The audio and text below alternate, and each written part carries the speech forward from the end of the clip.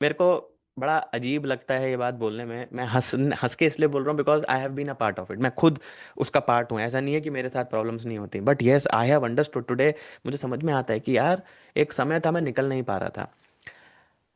हम सब healing profession में इसलिए आते हैं बिकॉज हमको दुनिया की मदद करनी होती है। हमारे ऊपर वो काम होता है, कर्म होता है कि हम दुनिया की मदद कर पाएं, है ना। कई लोग बोलते हैं कि सर हीलिंग करने से दूसरे के कर्म खराब कर दो। कई सारे लोग पॉडकास्ट में ये बात बोलते हैं, सम्मान में बोलते हैं, हाँ होता होगा, बट मुझे आप एक चीज़ बताओ।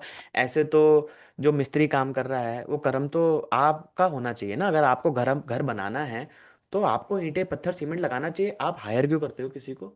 वो तो कर्म आपका है ना, घर में आपको रहना है, आप ही को उसमें एंजॉय करोगे, बट आप उसको क्यों कर रहे हो?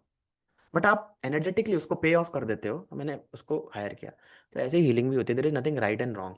हाँ, आप अपने कहना चाहिए करेक्टर को डाउन कर देते हो, आप पैसे को प्राथमिकता देते हो और आप बहुत सारी चीजें करते हो, तो definitely you are doing something wrong. आप सर्विस भाव से नहीं कर रहे हो, वो भी मैं बताऊंगा by the end of the workshop. I will tell you कि where we go wrong as a healer और कहाँ दिक्कत आती है, क्यों पैसे की दिक्कत आती है, but there is nothing wrong in it. Now इसमें क्या दिक्कत आती है, एक आप सिंड्रोम पढ़िएगा, आप सब पढ़िएगा इस सिंड्रोम को। इसका एग्जैक्ट नेम मैं भूल रहा हूँ, बट आज के दिन पे आप चैट जीपीटी करेंगे तो आपको बता देगा। There is a syndrome in medical students जो एमबीबीएस पढ़ते हैं। जनरली एमबीबीएस के स्टूडेंट्स को सेकेंड ईयर में ये सिंड्रोम आ जाता है। इसको सेकेंड ईयर सिंड्रोम भी कहते हैं या मेडिकल स्टूडेंट सिंड्रोम भी कहते हैं।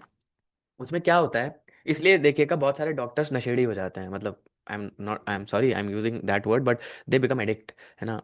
It is a normal word. I am sorry, I am a फौजी and I am trained like that, तो मैं कुछ शब्दों का इस्तेमाल ऐसा करूंगा जो थोड़े से रूड होंगे, but that's how it is.